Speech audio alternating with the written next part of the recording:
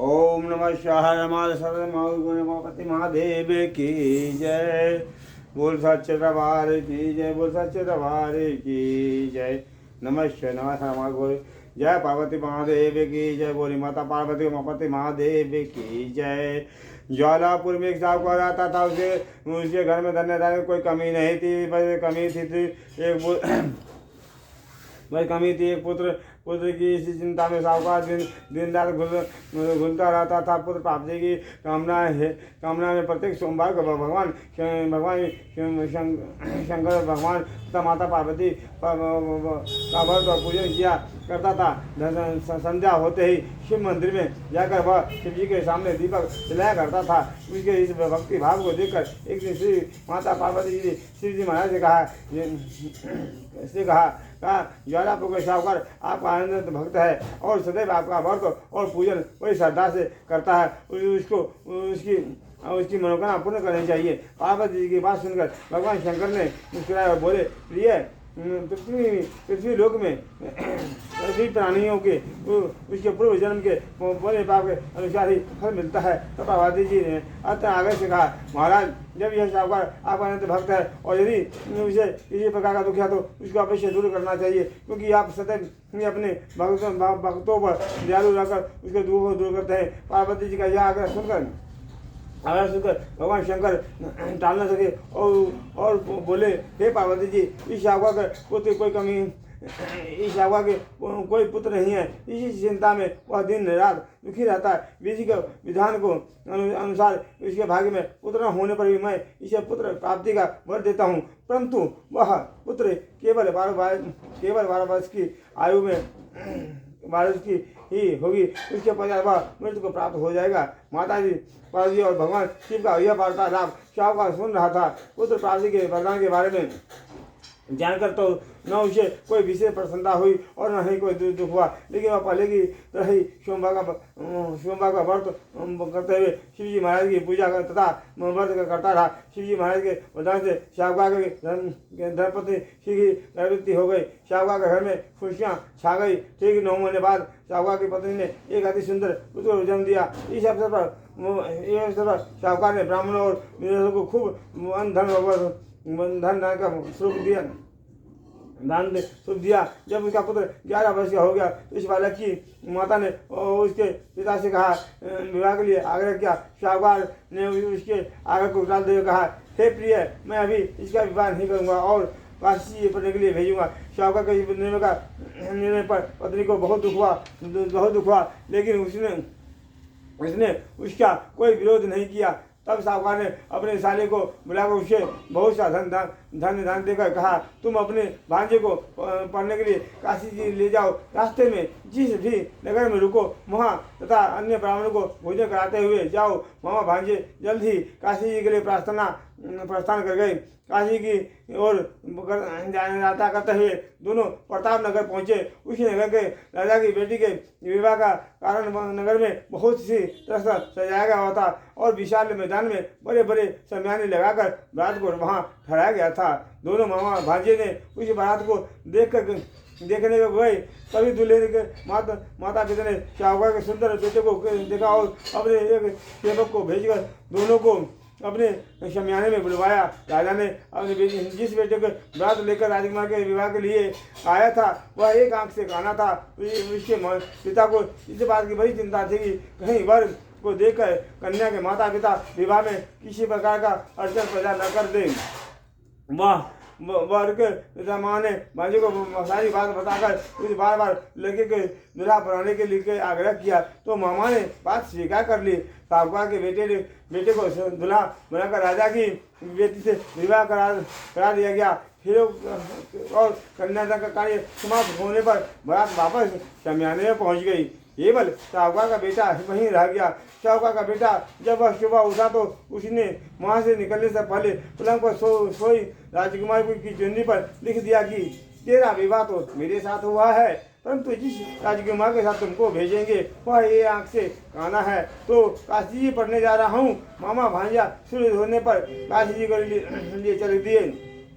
उधर जब सुबह राजकुमारी सोकर उठी तो उसने चुन्नी पर यह लिखा पाया तो राजकुमारी ने क्षण रह गई। उसी समय राजकुमारी ने अपने माता पिता से सारी बात बताई और कहा कि माता, अब वही लड़का उसका पति है जिसके साथ उसके फेरे हुए थे। सारी बात जानकर राजा ने उस काने के लड़के के साथ राजकुमार को विदा करने से निकाह कर दिया।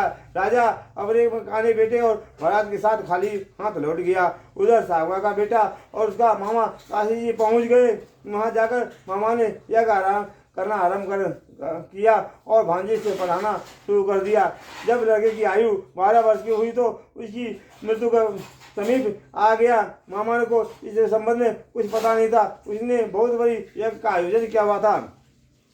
अभी यज्ञ चल ही रहा था। लड़के ने अब मामा से कहा, मामा जी मेरी तबीयत कुछ खराब हो रही है। मामा जी मैं कुछ देर के आराम करना चाहता हूँ, आप यज्ञ का कार्य पूरा करते रहिए।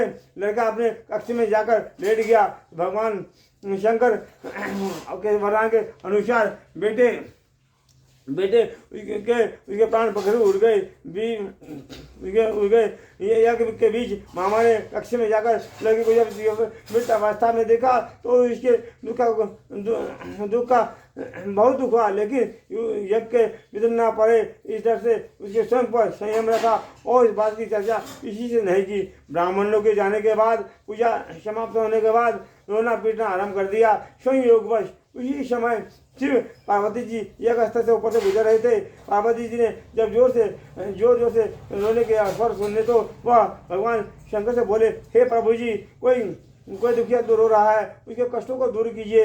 शंकर भगवान और पार्वती ने समीप जाकर देखा तो उन्होंने उस शाहवा के मृत बेटे को फौरन पहचान लिया। पार्वती ने कहने लगी, हे भगवान, यह तो ज्वालापुर के शाहवा का वही बेटा है जो आपके वरदान से पैदा हुआ था। प्राणनाथ कृपा करके इस बालक को और आयु दो, अन्यथा इसके माता पिता तरफ तरफ का मर जाएंगे। पार्वती जी के आग्रह को भगवान शंकर टाल न सके और लड़के को जीवन दान दिया। शाहकार का पुत्र ओम नमः शिवाय करता हुआ उठ बैठा और पार्वती जी चले गए। हे भोलेनाथ, हे पार्वती महादेव और गुरु शंकर पार्वती, जिस प्रकार शाहकार के बेटे को आपने जीवन दान दिया उसी प्रकार सभी भक्तों को आप जीवन दान दीजिए और मुझे गरीबों पर कृपा करे, हमारे सुख परिवार को अपना कृपा दृष्टि बनाए रखे। जय महादेव, हर हर महादेव। गौरी पार्वती महादेव की जय, गौरी माता पार्वती की जय, परिवार की जय। हर हर महादेव, हर हर महादेव। हे विजय महादेव, ओम नमः शिवाय। करते रहे। कुछ दिनों की यात्रा के बाद मामा भांजे दोनों पुनः प्रतापनगर पहुंचे। प्रतापनगर पहुंचकर मामा भांजे ने यह बाद मामा भांजे ने पुनः प्रतापनगर पहुंच गए। मामा भांजे ने वहाँ यह किया। संयोग से उसी नगर का राजा उस स्थान से गुजर रहा था। साहबा के बेटे को यह करते हुए देखा तो फौरन ही उसे पहचान लिया। अंत वह दोनों महल में ले गया। कुछ दिन महल में रखने के बाद रखकर दोनों को खूब आदर सत्कार किया और फिर बहुत धन अमूल्य वस्त्र भूषण और देकर राजकुमार के साथ उन्हें विदा किया। दादाजियों के अलावा उसी सुरक्षा के लिए बहुत से सैनिक भी उसके साथ भेजे। जब वह अपने नगर के निकट पहुंचे तो मामा ने कहा, मैं पहले तुम्हारे घर जाकर सबको खबर कराता हूँ। उसी समय लगे के माता पिता ने अपने घर की छत पर बैठे हुए थे और उन्होंने यह प्रण कर रखा था कि हमारा पुत्र सकुशल घर पर आए तो राजी खुशी नीचे उतर आएंगे, अन्यथा छत से गिरकर अपने प्राण खो देंगे। इतने में उस लड़के के मामा ने जाकर यह समाचार दिया कि आपका पुत्र सकुशल आ गया है, परंतु उसको विश्वास नहीं आया। तब उसके मामा ने शपथ को कहा कि आपका पुत्र पति के साथ बहुत सा धन लेकर आया हुआ है। तो सेठ ने आनंद के साथ उसका स्वागत किया और बड़ी प्रसन्नता से रहने लगे। इसी प्रकार जो प्राणी सोमवार को व्रत के करके शंकर भगवान माता पार्वती की पूजा करता है, उस पर श्री नीलकंठ महादेव अनुकंपा करते हैं, उनका घर सुख से भर देते हैं। दुख दर्द को संतान प्राप्त और निधन समृद्धि को भर देते हैं, दीन को दूर करते हैं। इसकी सभी मनुष्य की सभी मनोकामनाएं पूर्ण करते हैं। इसी हर महादेव जय गुरु माता पार्वती की जय। इसी प्रकार हर भक्तों को सोमवार का व्रत करते रहना चाहिए और भगवान को आराधना करते हुए माता गुरु पार्वती के चरणों में अपना समस्त जीवन अर्पण करना। जय महादेव, हर महादेव की जय, बोल सच्चे दरबार की जय। गुरु काल में सोम में प्रदोष व्रत करना कथा। पूर्व काल में विक्रमनगर में एक ब्राह्मण परिवार का रहता था। उसी परिवार के मुखिया को अचानक मृत्यु हो जाने से ब्राह्मण को भिक्षा मांगकर अपने बेटे का पालन पोषण करना पड़ रहा था। एक बार अपने पुत्र के साथ जब वह ब्राह्मणी भिक्षा मांगकर लौट रही थी तो उन्होंने उसे एक नवयुवक के घायल अवस्था में आता दिखाई दिया। ब्राह्मणी ने उस घायल युवक को अपने घर ले गई।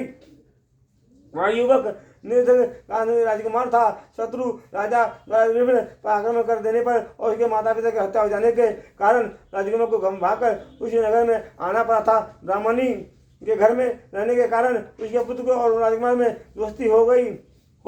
एक दिन ब्राह्मणी का बेटा राजकुमार के साथ उसी नगर के बाहर वन में घूमने गया था। वन में कुछ घूमने के आई थी कन्याओं के साथ यंशुवती नामक की गंधर्व राजकुमारी थी।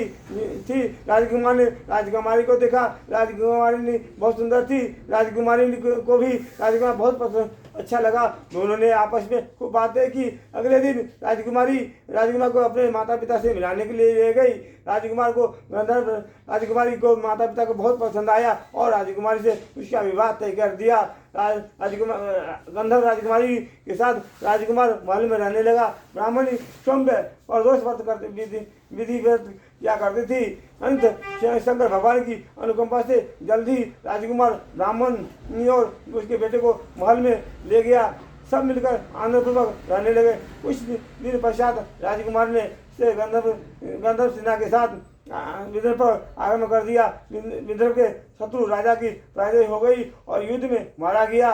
तब राजकुमार विदर्भ का राजा बना और ब्राह्मणी के बेटे को अपना मंत्री बना लिया। अर्थात में यह सब उस ब्राह्मणी के प्रदोष व्रत के फल था। इसी समझ से यह प्रदोष व्रत संसार में प्रसिद्ध हुआ। प्रदोष इति सोम प्रदोष व्रत करने वाले सभी स्त्री पुरुष शिवजी महाराज की अनुकंपा से संपदा बनी रहते और खुशी रहते हैं। उनके घर समृद्धि बनाए रहते हैं। ओम नमः शिवाय। महादेव गौरी माता पार्वती की जय। हे बोले से गौरी ओम नमः शिवाय। शिव शंकर भगवान की जय। गौरी माता पार्वती नमः शिवाय। शिव परिवार की जय। नमः शिवाय। नमः शिवाय। हर हर महादेव की जय। ओम इति 16 सोमवार व्रत कथा प्रारंभ। मृत्यु लोक में भ्रमण करने की इच्छा के एक बार शिवजी बाबा जी के साथ मृत्यु लोक में आए। भ्रमण करते करते वे अमरावती नगर में पहुंचे। वहां का राजा शिवजी का परम भक्त था। उसने शंकर भगवान का विशाल मंदिर बनाया हुआ था। शंकर भगवान और पार्वती जी उसे मंदिर निवास करने के लिए लगे। एक समय पर मंदिर के प्रांगण में माता पार्वती जी शिवजी से चौसर खेलने की इच्छा प्रकट गई। चौसर खेलने से पहले पार्वती जी ने मंदिर के पुजारी से पूछा, हे पुजारी जी, इस खेल में हम दोनों में से किसकी विजय होगी? पुजारी बिना विचारे ही बोल उठा, इस खेल में शिव जी की विजय होगी। तब दोनों ने चौसर खेलना प्रारंभ कर दिया। लेकिन खेल में भगवान शिव हार गए और पार्वती जी जीत गई। अंत में पार्वती जी ने क्रोधित होकर पुजारी को साफ दिया, तो झूठ बोलने के कारण तुम्हें कुछ रोग की उत्पत्ति होगी। भगवान शिव ने पार्वती जी को बहुत समझाया, लेकिन पार्वती जी नहीं मानी। कुछ समय बाद पार्वती जी के श्राप पुजारी का सारा शरीर कोट से भर गया। पुजारी को कष्ट को उठाते हुए बहुत दिन बीत गए। एक दिन स्वर्गलोक की कुछ अप्सराएं मंदिर में पूजा करने के लिए आई। कोढ़ी को पुजारी को देखकर उन्हें बहुत उस पर दया आई और एक अप्सरा ने पुजारी से बोला, हे ब्राह्मण देवता, यह कुछ तो तुम्हें कैसे हुआ है? तब पुजारी ने पार्वती से साफ दिए जाने की सारी बात उन्हें बताई। अप्सरा ने कहा, ब्राह्मण देवता, तुम नियमित रूप से 16 सोमवार का व्रत और व्रत प्रारंभ करना कर दो। शिव जी भगवान की अनुकंपा से शीघ्र ही तुम्हारे कोष्ठ नष्ट हो जाएगा। तुम्हारे सभी दुख दूर हो जाएंगे। तुम्हारे सब अप्सरा ने अपना 16 सोमवार का व्रत विधि उसी और अगले सोमवार से नियमित होकर भगवान शिव जी की पूजा अर्चना के लिए मंदिर में गया। आधा सेर गेहूं का आटा लेकर उसने 3 भाग किए।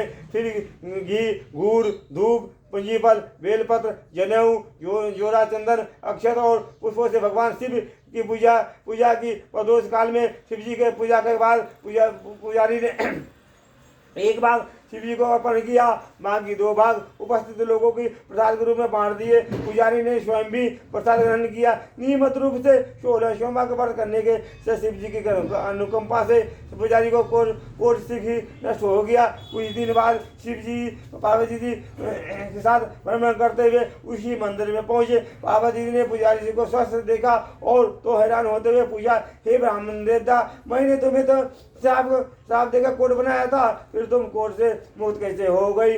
पार्वती जी के वचन सुनकर ब्राह्मण ने सादर प्रणाम करते हुए कहा, हे माता, मैं विधिवत 16 सोमवार का व्रत करता हूँ। शिव जी के अनुकंपा से ही मेरे सारे कष्ट दूर हुए हैं। तब पार्वती ने पुजारी से 16 सोमवार के व्रत की विधि पूछी। पुजारी ने सब व्रत की विधि बताते हुए कहा, 16 सोमवार के व्रत के पूरी हो जाने पर 17वें सोमवार को व्रत का उद्यापन करना आवश्यक है। उद्यापन में पाव भर आटे की बाटी बनाकर उसमें घी गुड़ मिलाकर चूरमा बनाकर प्रसाद के रूप में उपस्थित लोगों को बांटकर थोड़ा सा प्रसाद स्वयं भी अवश्य ग्रहण करना चाहिए। पुजारी से व्रत की विधि जानकर माता पार्वती जी भी 16 सोमवार का व्रत रखने का शुरू कर दिए। पार्वती जी ने व्रत करते हुए मनोकामना की कि उसका पुत्र वापस उसके पास लौट आए। 16 सोमवार पूरे होते ही पार्वती की व्रत का स्थापन किया तो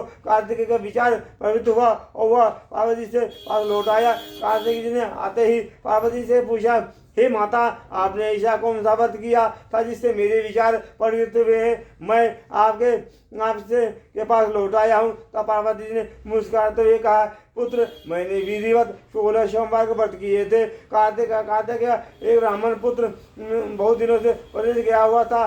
कार्तिक ने उस मृत्यु को लौटने की मनोकामना करते हुए 16 सोमवार के व्रत की विधिवत करने का आरंभ कर दिए। 17वें सोमवार को कार्तिकी का द्वारा व्रत का उद्यापन करते कि ही उसके ब्राह्मण मित्र उसका स्मरण हो गया और वह प्रदेश से लौट आया। अपने ब्राह्मण मित्र को मिलकर कार्तिक जी ने बहुत प्रसन्न हुआ। तब ब्राह्मण मित्र ने कार्तिक से 16 सोमवार के व्रत के बारे में जानकर विवाह की इच्छा करते हुए 16 सोमवार के व्रत रखने का प्रारंभ कर दिए। ब्राह्मण मित्र का पर शिव जी भगवान की शीघ्र अनुकंपा हुई। इसी काम के संबंध में ब्राह्मण मित्र को परदेश जाना पड़ा। उस नगर के राजा की बेटी का संबंध चल रहा था। उस राजकुमारी से विवाह करने के लिए दूर दूर से देशों से राजकुमार स्वयं आए हुए थे। राजा के पास एक हथनी थी जो राजा ने स्वयं यह शर्त रखी थी कि उसकी हथनी जिस नवयुवक के गले में जय माला डाल देगी, राजकुमारी का विवाह उसी के साथ किया जाएगा। ब्राह्मण मित्र उस नगर में पहुंचा तो अन्य लोगों के साथ वह भी स्वयं पर पहुंचकर खड़ा हो गया। थोड़ी देर में पूरी तरह से सजी हुई हथनी सुर में जय माला लेकर वहां आई। सभी राजकुमार के सामने से गुजरती हुई हथनी ने अंत ब्राह्मण के मित्र के समीप पहुंची और उसके गले में जयमाला डाल दी। राजा ने शर्त अनुसार राजकुमारी का विवाह उस सुंदर ब्राह्मण के मित्र से कर दिया। ब्राह्मण मित्र बड़े प्रेम से आनंद पूर्वक राजकुमारी के साथ रहने लगा। एक दिन राजकुमारी ने ब्राह्मण से पूछा, हे ब्राह्मण प्राणनाथ, आपने ऐसा पुण्य क्या था कार्य क्या था जो उस हथनी ने आप गले में जयमाला डाल दी? ब्राह्मण मित्र मुस्कुराते बोला, प्रिय, मैं अपने कार्तिक के कहने पर मैंने 16 सोमवार का व्रत मरी सदा से किए थे। शिव जी की अनुकंपा से हथनी ने मेरे गले में जयमाला डालकर मुझे तुम्हारा पति बनाकर एक धनी शाहूकार बना दिया। तब राजकुमारी ने पुत्र की मनोकामना करते हुए 16 सोमवार का व्रत करने का आरंभ कर दिए। शिव जी की अनुकंपा से उसकी मनोकामना पूर्ण हो गई। जल्दी ही राजकुमारी गर्भवती हो गई। निर्धारित समय पर उसने एक सुंदर पुत्र को जन्म दिया। जब वह 16 वर्ष का हुआ तो उसने अपनी माँ से पूछा, हे माँ, आपने ऐसा कौन सा पुण्य किया था जो मेरा जन्म इस संपन्न परिवार में हुआ? तब अपनी माता के वचन सुनकर ही मन बहुत प्रसन्न हुआ। सुनकर वह मणिमय प्रसन्न हुआ। अंत उसने राजा बनने की मनोकाम करते हुए 16 सोमवार का व्रत करने का आरंभ कर दिए। 17वें सोमवार को व्रत का उद्यापन करने के 2 दिन बाद ही शिव जी भगवान के अनुकंपा से समीप के एक राज्य के सैनिक कुछ सैनिक घूमते हुए उसके पास से गुजरे। सैनिकों ने मुखिया से उसे देखा कि उसने अपने परिवार के संबंध में कुछ बातचीत करने के बाद मुखिया को अपने साथ ले गया। उस राज्य का राजा बहुत बूढ़ा हो चला था। उसे अपनी बेटी के लिए एक युवक की आवश्यकता थी। राजकुमार ने विवाह करके उसकी राजगद्दी संभालने के उनके राजकुमारी ने उसका विवाह कर दिया। कुछ दिनों के बाद राजा की मृत्यु हो गई। उसने राजगद्दी पर बैठा दिया। 16 सोमवार के व्रत करने से उसकी मनोकामना पूर्ण हो गई। राजा बनकर भी ब्राह्मण 16 सोमवार का व्रत विधिवत करता रहा। एक बार शास्त्र में सोमवार को जब ब्राह्मण पुत्र राजा ने को व्रत का उद्यापन करना था तो उसने अपनी पत्नी से पूजा की सामग्री लेकर शिव जी मंदिर में पहुंचने की कहा, लेकिन उसकी पत्नी ने लापरवाही बरतते हुए पूजा की सामग्री सैनिकों के द्वारा मंदिर में भेज दिया और स्वयं पूजा के लिए मंदिर में नहीं गई। रानी की इस अवहेलना को से भगवान शिव रुष्ट हो गए और मंदिर में आकाशवाणी में, राजन तुम्हारी पत्नी बहुत भाग्यहीन है, उसे तुरंत अपने महल से निकाल दो, नहीं तो तुम्हारा सर्वनाश हो जाएगा। आकाशवाणी सुनकर राजा भयभीत हो गया और उसने तुरंत ही रानी को महल से बाहर निकाल दिया। चलते चलते रानी एक नगर में पहुंचा। रास्ते में उसे एक बुढ़िया मिली। वह बुढ़िया सूत काट कर उसे बेचने ले जा रही थी। सूत की गठरी भारी होने के कारण बुढ़िया से उठ नहीं रहा था। बुढ़िया ने रानी से उस गट्ठर को ले उठाकर चलने को कहा। रानी ने गट्ठर सिर पर रख लिया, लेकिन तभी अभी वह कुछ कदम ही चली थी जी मुंबई के आंधी चलने लगी। उस संबंध में बुढ़िया का सारा सूत उड़ गया। अंत बेचारी बुढ़िया उस रानी व अपने भाग्य को कोसती हुई वापस अपने घर लौट गई। रानी चलते चलते एक तेली के दुकान पहुंची तो भगवान शिव के प्रकोप से तेली के सारे तेल के मटके फूट गए। तेली ने उसे बहुत मनुष्य समझकर बुरा भला कहते हुए उसे दुकान से निकाल दिया। तेली ने भगा दिया। अपने भाग्य को कोसती हुई भूखी रानी आगे चल पड़ी। रास्ते में उसे बहुत तेज प्यास लगी। वह एक सरोवर में पानी पीने के लिए सीढ़ियों से नीचे जैसे ही वह उतरी, रानी को सर्व कर किया तुरंत इसमें कीड़े मकोड़े तैरने लगे। प्यास से व्याकुल बुरा हाल होते धूप से बचने के लिए रानी एक घने पेड़ के नीचे बैठी तो पलक झपकते ही उस पेड़ के सारे पत्ते टूटकर बिखरते चले गए। तब रानी ने दूसरे पेड़ के नीचे बैठी। उस पेड़ के भी सारे पत्ते टूटकर बिखरते चले गए। समीप ही कुछ चरवाहे अपनी गाय चला रहे थे। उन्होंने बिना पतझड़ के पेड़ को पत्ते झड़ते हुए देखा तो रानी को मनुष्य समझकर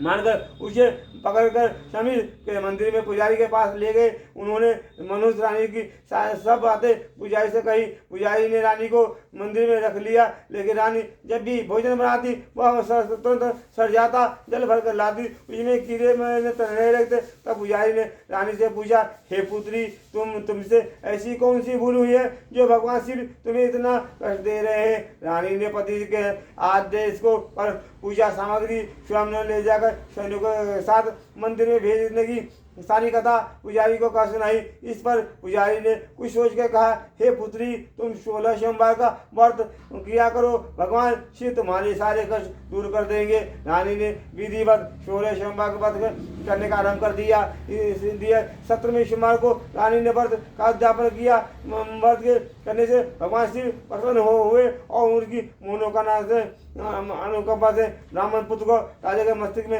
रानी का वापस लौट लाने का ख्याल आया। विचार उत्पन्न होने के कारण लगे। राजा ने तुरंत सैनिकों को बुलाकर रानी को ढूंढ कर लाने का आदेश दिया। सैनिक नगर नगर रानी को ढूंढते हुए एक मंदिर में पहुंचे। पुजारी के पास पहुंचे रानी को पहचान कर उन्होंने राजा की आज्ञा सुनाई। पुजारी ने पुजारी ने कहा, मैं रानी को ऐसे नहीं भेजूंगा।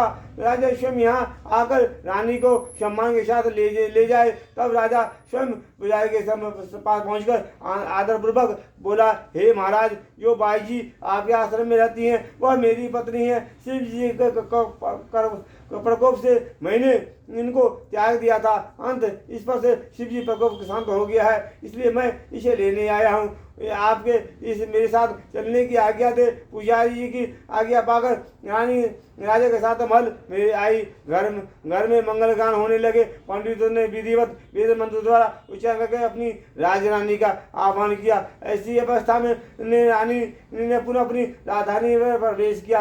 राजा ने अनेक तरह से ब्राह्मणों को दान देकर संतुष्ट किया। इस प्रकार से राजा शिव जी की कृपा से पात्र हो राजधानी में रानी के साथ सेवक आनंद के साथ सुखों को भोगते हुए आनंद से जीवन व्यतीत करने लगे। ऐसे ही जो मनुष्य भक्ति से 16 सोमवार का व्रत श्रद्धा और भक्ति से इत्यादि करता है, वह इस लोगों को सभी सुखों को भोगकर शिव को प्राप्त होता है। अंत सभी भक्तों को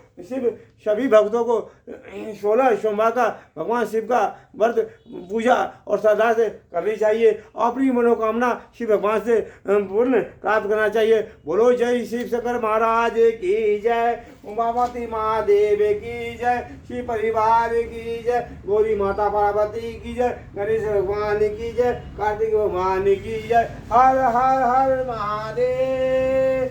ओम नमः शिवाय, ओम नमः शिवाय। इति 16 व्रत कथा समाप्तम। ओम हे भोलेनाथ, इस प्रकार सभी भक्तों को कृपा दृष्टि बनाए रखे और इसी प्रकार हमारे परिवार पर अपना कृपा दृष्टि बनाए रखे। ओम नमः शिवाय, ओम नमः शिवाय, ओम नमः शिवाय। इति 16 शिवा कथा समाप्तम। ओम हर महादेव महादेव की जय। जय सदाशिव महाराज की जय, सदाशिव महाराज की जय। ओम नमः शिवाय, ओम नमः शिवाय, ओम नमः शिवाय, ओम नमः शिवाय। जय सदाशिव महाराज की जय, बोल सच दरबार की जय।